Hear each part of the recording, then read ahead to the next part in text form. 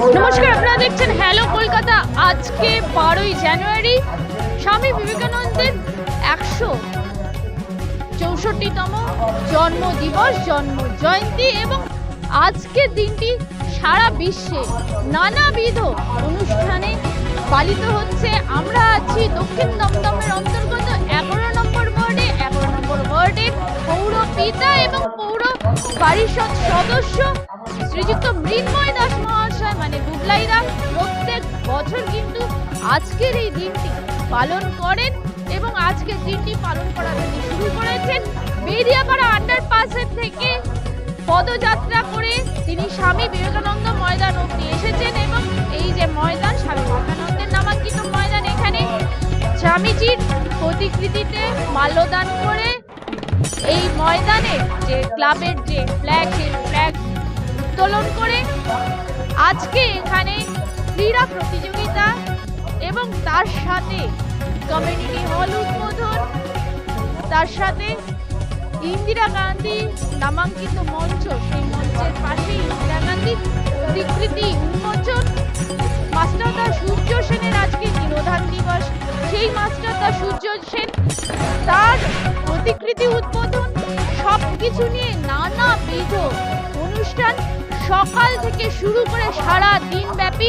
আপনারা আমাদের সঙ্গে থাকুন এবং এই নানাবিধ অনুষ্ঠান দেখতে থাকুন হ্যালো কলকাতার সাথে।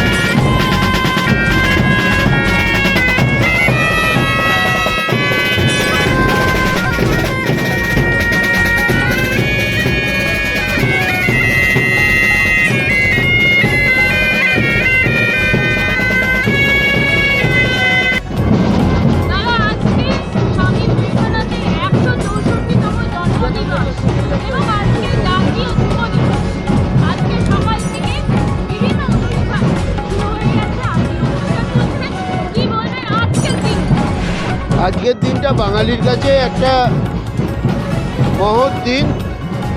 আজকে আমাদের বাঙালি তথা ভারতবাসীর হিন্দু ধর্মের যে সারা বিশ্বের দরবারে যিনি তুলে দিয়েছিলেন তার জন্মদিন।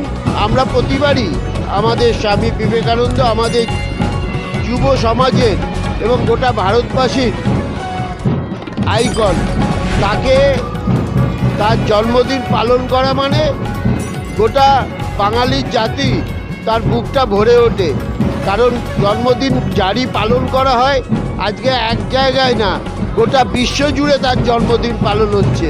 তিনি তেমন একটা ব্যক্তি ছিলেন, সেই ব্যক্তির আজকে চিন্তাধারায় এখনো পর্যন্ত ভারতবর্ষে প্রতিটা ভারতবাসী, প্রতিটা বিশ্ব তাকে নিয়ে পড়াশোনা করা হচ্ছে। তার জন্মদিন পালন করা হবে, এটাই তো স্বাভাবিক।